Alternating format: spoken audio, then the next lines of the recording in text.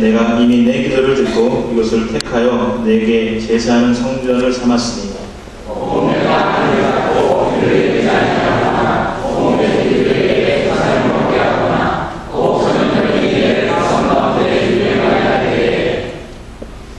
내 이름으로 일컫는 내 백성이 그들의 악한 길에서 떠나 스스로 낮추고 기도하여 내 얼굴을 찾으면 내가 하늘에서 듣고 그들의 죄를 사하고 그들의 땅을 고칠지라.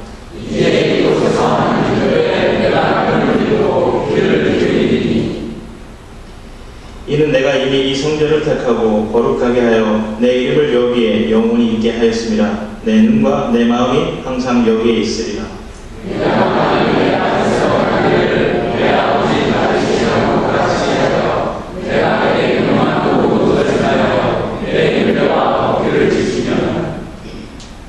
내가 내 나라 왕위를 경고하게 하되 전에 내가 내 아버지 다윗과 언약하기를 이스라엘을 다스릴 자가 내게서 끊어지지 아니하리라 한 대로 하리라.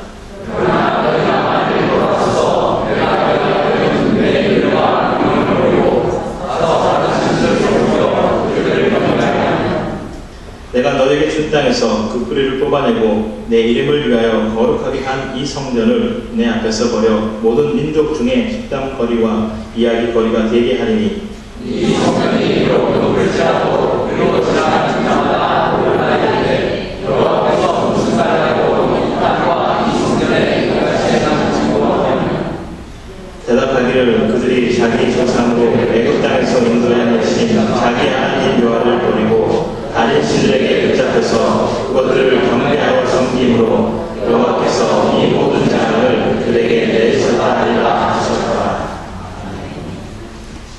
하나님이 우리와 함께 하십니다. 하나님의 은혜가 이곳에 있음을 믿습니다. 제가 몇 주 전에 오늘 날짜에 설교할 것을 부탁을 받았습니다. 부탁을 받고 하나님께 기도했습니다. 하나님 어떠한 말씀을 전할까요? 그렇게 기도할 때 하나님께서 오늘 말씀 역대하 7장 14절 말씀을 떠오르게 하셨습니다. 하나님께서 큰 영감을 주시면서 이 말씀을 전하라 그런 것은 아닌 것 같고요. 그냥 7월 14일 주일이니까 7장 14절로 설교하는 것이 어떠냐 그런 마음이 들었습니다. 최소한 사람들이 오랫동안 좀 기억하지 않을까, 최소한 일주일 이상은 기억하지 않을까. 7월 14일 역대하 7장 14절 중심으로 말씀을 전합니다. 그래서 설교 제목도 그냥 국번 없이 신일사라는 이런 제목으로 정해봤습니다. 내 이름으로 일컫는 내 백성이 그 악한 길에서 떠나 스스로 겸비하고 기도하여 내 얼굴을 구하면 내가 하늘에서 듣고 그 죄를 사하고 그 땅을 고칠지라.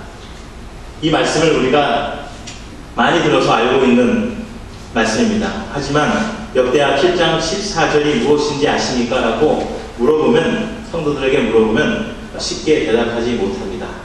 제가 테스트를 해봤습니다. 설교를 준비하면서 저희 아내한테 역대하 7장 14절을 아냐? 그랬더니 모른다고 하더라고요. 근데 저희 아내가 알고 있는 말씀인데 물어보니까 막상 그 말씀이 어떤 말씀인지 쉽게 떠오르지 않은 것이죠. 우리가 이 말씀을 많이 들었지만 그래도 쉽게 대답하지 못하는 것은 마음에 새기지 않았기 때문이죠. 마음에 새기지 않으면 그 하나님의 말씀이 우리 입에서나 우리 생각 속에 자리 잡지 못하고 또 물어볼 때 입 밖으로 나올 수가 없게 됩니다. 사실 저도 이 말씀 많이 듣고 또 많이 알고 있는 그런 말씀이지만 마음속에 새기지 않고 살았습니다. 그런데 몇 년 전 이 말씀이 저의 삶 가운데 또 마음 가운데 새겨지고 들어온 그런 계기가 있었습니다. 첫 번째로는 LA 근교에서 정말 목회 잘하고 있고 또 영향력 있게 좀 알려져 있는 선배 목사님이 때문에 이 말씀을 제가 좀 마음에 담는 그런 계기가 있었습니다. 이 목사님의 선배 목사님의 간증을 들었는데요. 이분은 역대하 7장 14절을 정말로 사랑하시는 분이었습니다. 역대하 7장 14절 매니아라고 할 정도로 모든 이메일 주소를 역대하 7장 14절로 했습니다. 그리고 무슨 은행이나 어떤 무슨 인터넷 계정을 다 그냥 역대하 7장 14절로 이렇게 하신 분입니다. 아마 여러분이 역대하 7장 14절로 지메일이나 야후로 보내면 아마 그분이 이렇게 받아볼 수도 있을 것 같아요. 이분이 이 말씀을 사랑하고 붙잡게 된 것은 이제 목회를 시작할 무렵 같은 아파트 단지에 한국에서 이민 온 가정이 있었다고 합니다.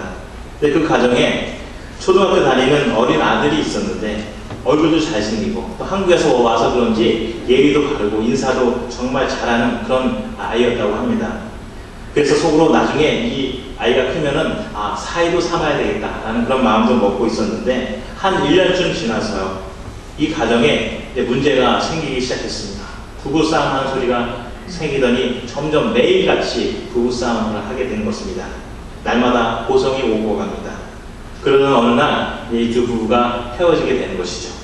아버지가 텔레비전을 들고 집을 나갑니다. 그때 이 어린 아들이 아버지의 다리를 붙잡고요. 가지 말라고 애원을 하죠. 하지만 그 아버지가 그 아들을 걷어차고 뒤도 돌아보지 않고 그냥 나가버립니다. 그 모습을 이 창문 너머로 이 목사님이 좀 바라보았다고 합니다. 그때 선배 목사님이 가슴속으로 분노가 있죠. 안타까움이 있어서 마음속으로 이렇게 외쳤다고 합니다. 역사의 수레바퀴는 돈다. 지금 당신이 힘이 있어서 아들을 차버렸지만 나중에 당신이 늙고 당신의 아들이 힘이 생기면 그 아들이 당신을 살 것이다. 좀 약간 저도 담긴 말이지만 그 마음을 먹었다고 합니다. 마음이 무척 아팠는데 그것보다 더 가슴이 아픈 것은 어느 날 집으로 돌아오는데 길거리에서 이 착한 아이가 담배를 피는 모습을 하고 있었습니다.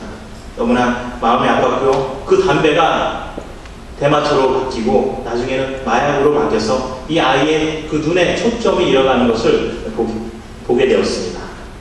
그래서 하나님 앞에 나가서 마음이 아파서 이 아이를 위해서 간절히 기도하게 됩니다. 하나님, 이 아이가 무슨 죄가 있어서 부모의 죄로 인해서 이 아이가, 아름다운 아이가 고통을 당해야 합니까? 라고 하나님께 기도할 때요, 하나님께서 이 역대하 7장 14절의 말씀을 생각나게 했다고 합니다. 누구의 죄 때문일지라도 그 상황 속에서 내 이름으로 내 백성이 기도하면 회복하게 될 것이다.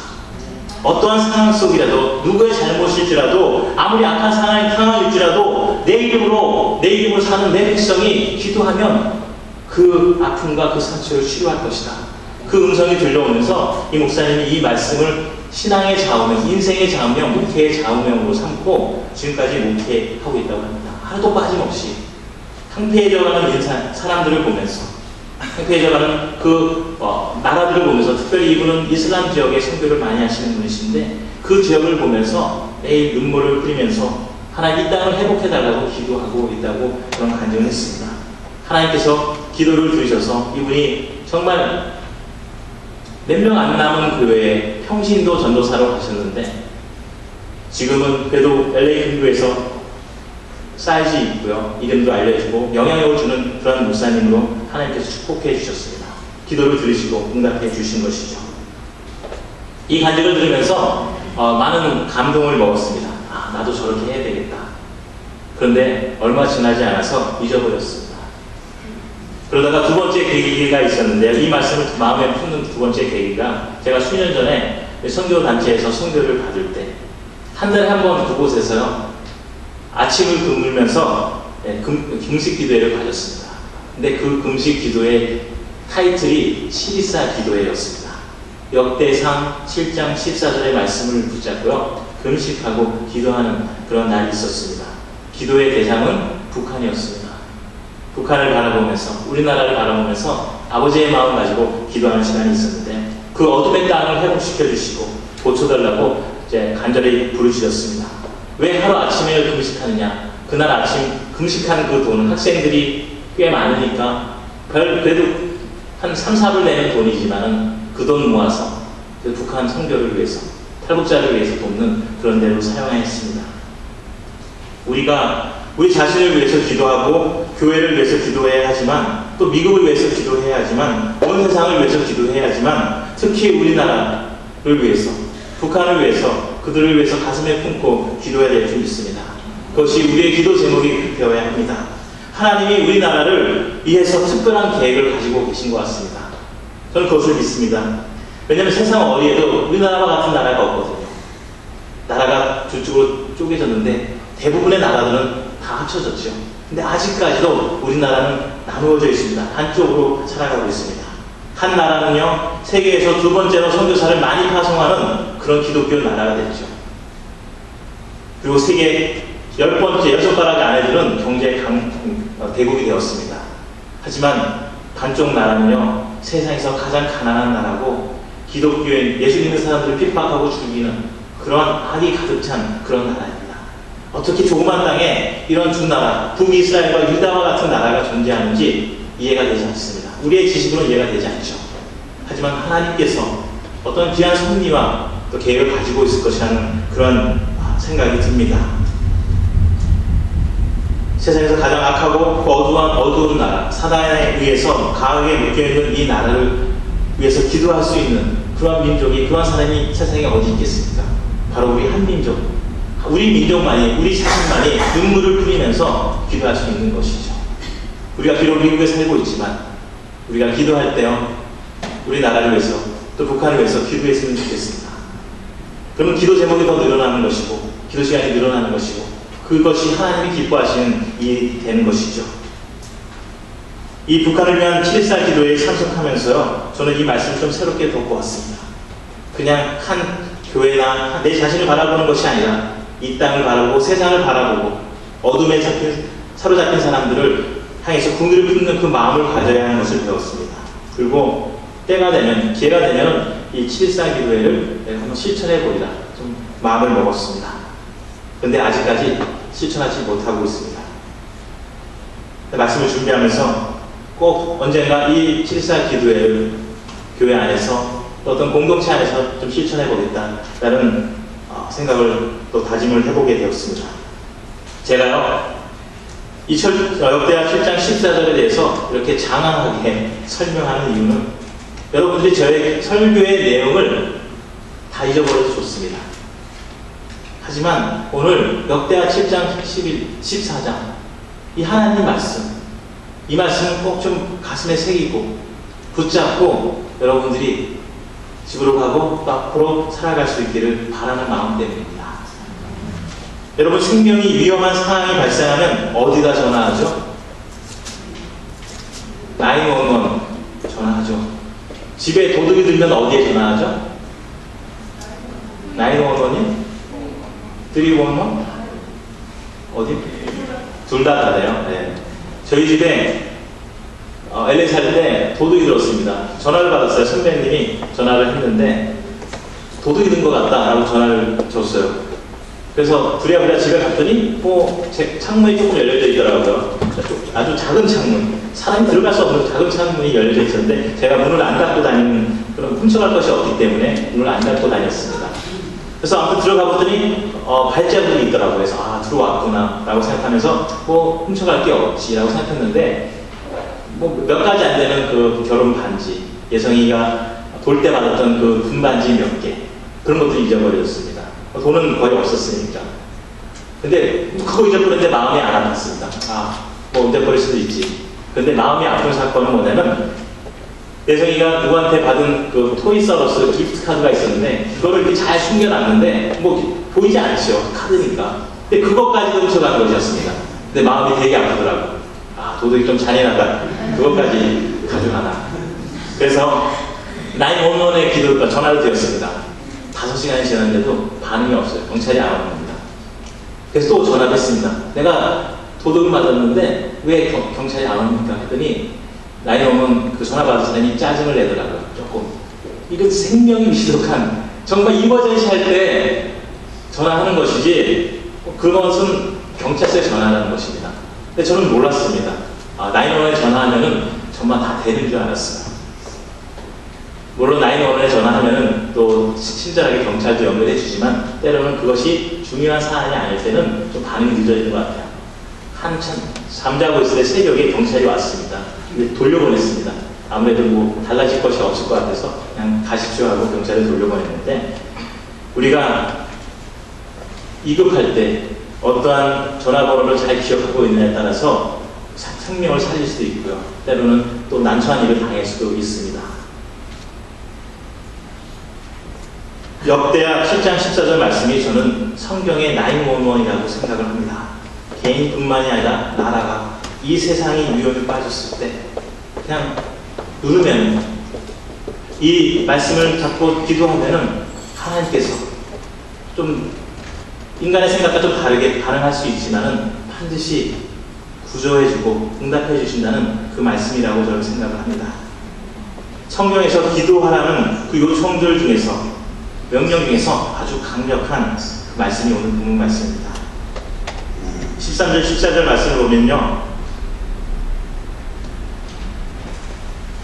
혹 내가 하늘을 닫고 비를 내리지 아니하거나 혹 메뚜기로 토산을 먹게 하거나 혹 열병으로 내 백성 가운데 유행하게 할 때에 내 이름으로 일컫는 내 백성이 그 악한 길에서 떠나 스스로 겸비하고 기도하여 내 얼굴을 구하면 내가 하늘에서 듣고 그 죄를 사하고 그 땅을 고치리라.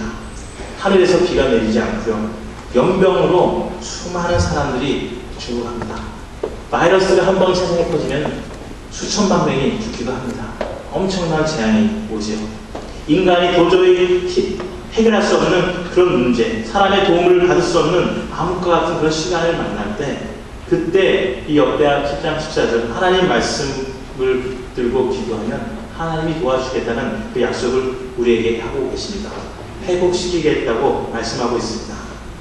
여러분, 우리가 살다 보면요, 경제의 문이 닫힐 때도 있고요, 또 인간관계의 문이 닫힐 때도 있고, 또 어떤 억울하고 힘들고 고통스럽고 또 육체가 어려움에 당하는 그런 내 힘으로 해결할 수 없는 그런 일들을 만날 때가 있습니다. 벼랑 끝에 서게 될 때가 있습니다. 그때가 하나님께서 우리에게 기도를 명하시는 때입니다. 하나님 앞에 나오라는 사인입니다. 하나님께서 왠지 기도하지 않고는 견딜 수 없는 상황으로 우리를 몰아가실 때가 있습니다. 그때 가만히 있어서는 안 됩니다. 머뭇거려서는 안 됩니다. 하나님의 약속의 말씀을 기억하고 그 약속의 말씀을 붙들고 적극적으로 하나님 앞에 나오는 기도의 자리로 나오는 모습이 있어야 합니다. 하나님의 음성을 듣고 기도할 때 하나님께서 고치시고 회복시키시고 상황을 바꾸시고 역전시키는 그 하나님의 능력이 우리 가운데 임하게 되는 것이죠. 기도해도 문제가 사라지지 않는다면요, 그때 포기하는 것이 아닙니다. 좀 더 기도하라는 하나님의 뜻이 있다고 믿고요, 더 기도하는 것입니다. 사랑하는 성도 여러분, 지금은 기도할 때입니다. 왜요? 마지막 때이기 때문이죠. 우리가 살고 있는 이 시대가 마지막 때입니다. 성경에 보면요, 마지막 때 주님이 요구하시는 것들이 있는데 계속해서 마태복음을 반복하는 그 말씀이 바로 항상 깨어서 쉬지 말고 기도하라는 것입니다. 그것이 주님이 교회에게 하신 명령이며 또 우리의 사명인 것이죠. 하나님의 살아계심을 믿고 응답될 때까지 기도하는 기도의 사람이 될 수 있길 주님으로 축원드립니다. 기도하는 교회가 이 시대에 하나님이 쓰시는 교회가 될 것입니다. 기도하는 교회에 치유와 회복의 축복이 임하게 될 것입니다. 이런 교회 되게 하소서라는 찬양이 있습니다. 다음 주 성가대를 통해서 여러분이 들을 수 있을 것인데, 그 가사의 내용은 이렇습니다. 진정한 예배가 숨쉬는 교회, 주님이 주인 되시는 교회, 믿음의 기도가 쌓이는 교회, 최고의 찬양을 드리는 교회, 말씀이 살아서 움직이는 교회, 성도의 사랑이 넘치는 교회, 섬김과 헌신이 기쁨이 되어 열매 맺는 아름다운 교회, 주님의 마음 닮아서 이웃을 사랑하는 교회, 주님의 영광을 위해서 빛 대신 주님 전하는 교회, 주님께서 사랑하시는 교회 되게 하소서. 찬양의 가사가 정말 너무나 귀하고 아름답습니다. 정말 새순교회가 이런 교회가 됐으면 좋겠습니다. 그런데 교회가 교회다워지고요, 아름다워지기 위해서 꼭 잊지 말아야 할 것이 있는데, 그것이 기도하는 것입니다. 이런 교회 되게 해달라고 기도해야지 정말 그런 교회, 이런 교회가 될 수 있습니다. 찬양 가운데요, 믿음에 쌓이는 교회라는 가사말이 있습니다. 믿음의 기도가 쌓여야지 아름다운 교회가 됩니다. 주님이 사용하시는 교회가 됩니다. 부흥하는 교회가 됩니다. 아름다운 가정이 됩니다. 아름다운 성도가 됩니다. 새순교회가 정말 믿음의 그 기도가 쌓인 교회, 앞으로 이 지난 20년 동안 얼마나 쌓였는지 모르지만 지금보다 내년 1년이, 앞으로의 2년이 2배, 3배로 더 쌓이는 그러한 교회가 될 수 있기를 바랍니다. 믿음의 기도가 쌓인 교회는요, 문제가 찾아와도 어려움이 찾아와도 그 문제나 그 어려움이 힘을 잃게 됩니다. 나쁜 영향을 발휘하지 못합니다. 기도의 능력 가운데 그 파괴력이 사라지기 때문입니다. 교회를 떠났던 사람이 돌아오게 되고요, 질병이 치유되고 악한 영이 머물지 못하게 됩니다. 믿음의 기도가 쌓인 교회는요, 하나님의 그 불이 내려오고 하나님의 영광이 나타납니다. 역대하 5장과 6장을 여러분들이 한번 집에 가서 읽어보시죠.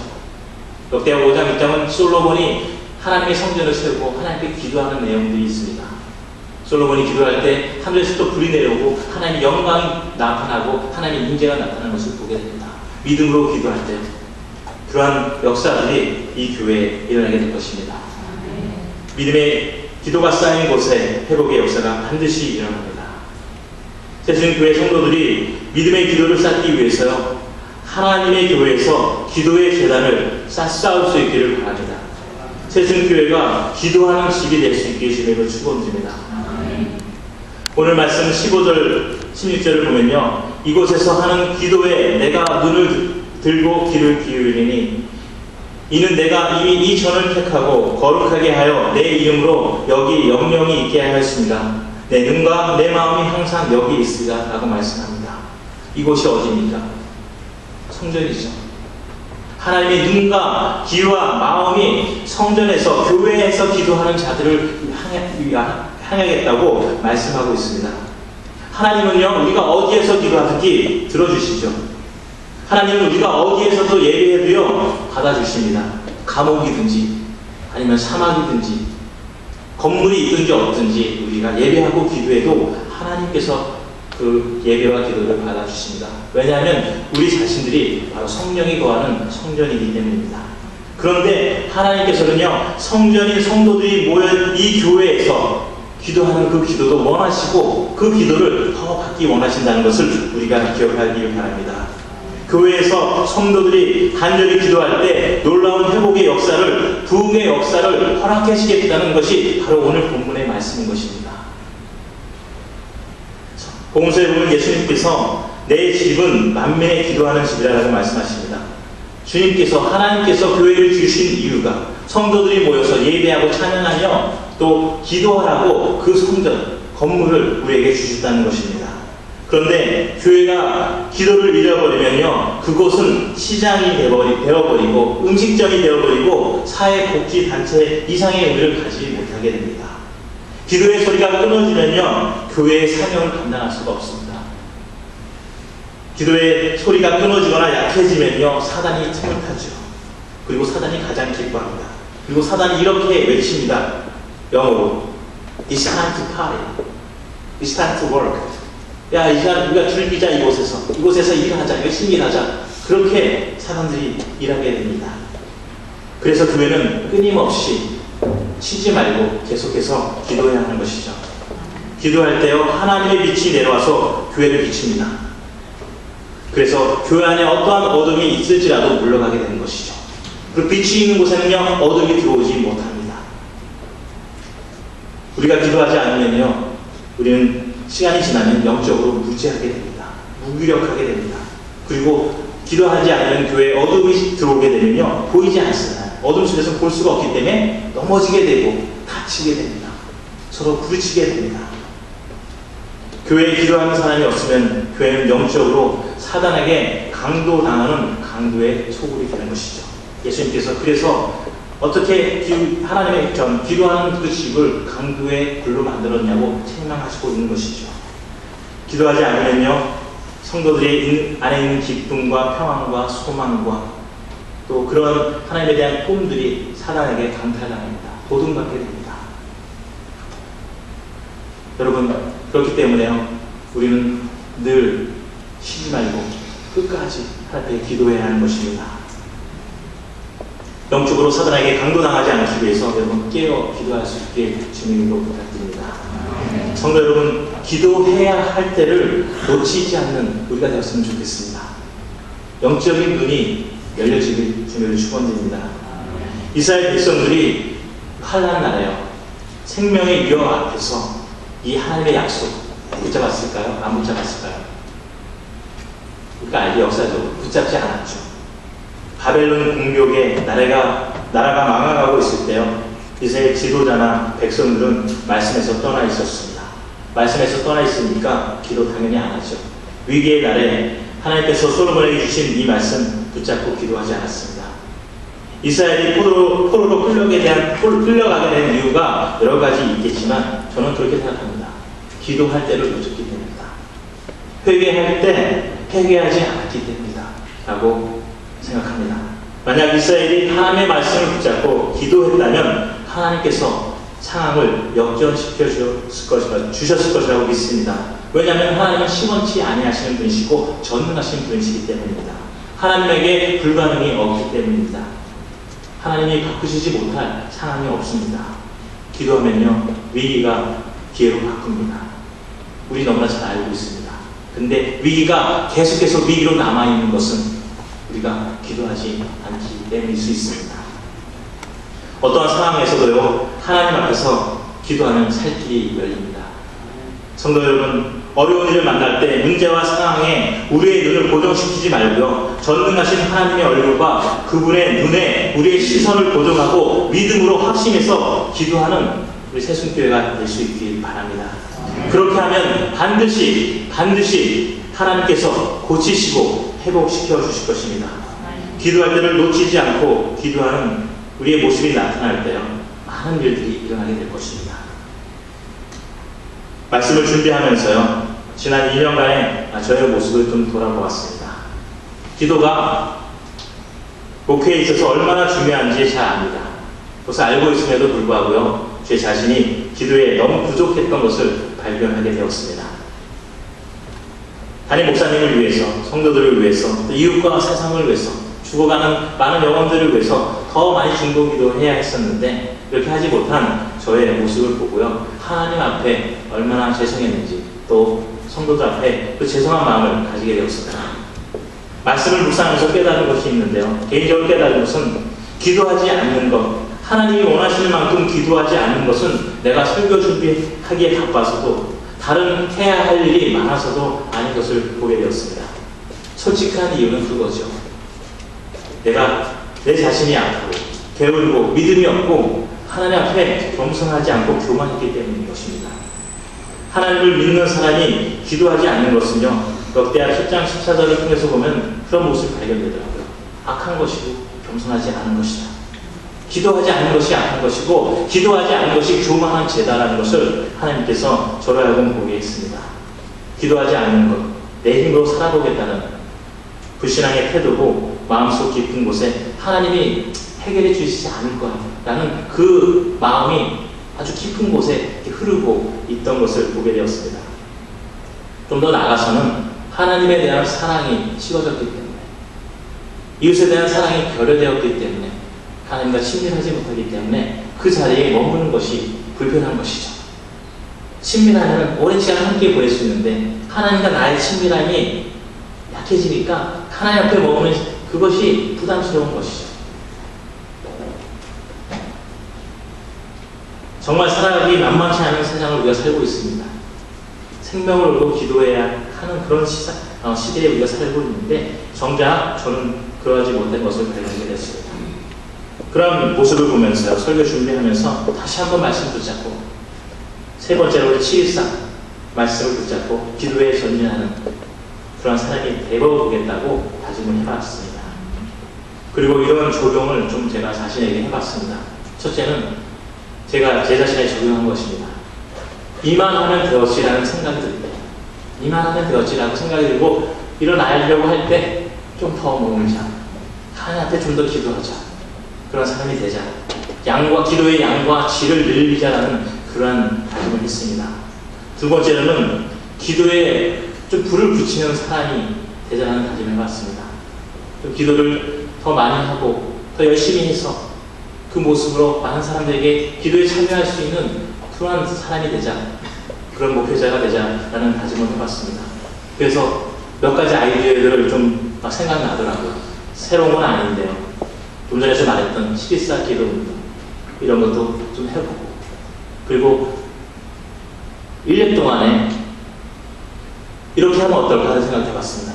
성경에 기도에 관한 많은 구절이 있는데 1월 달에는 또 어느 성경의 1장에 있는 말씀, 50일은 없으니까 1월 1장부터 30절 안에 있는 그 말씀들 하나 찾아서 그 말씀 붙잡고 그게 일요일이든 주일이든 어느 날이든 모여서 기도하는 것이죠.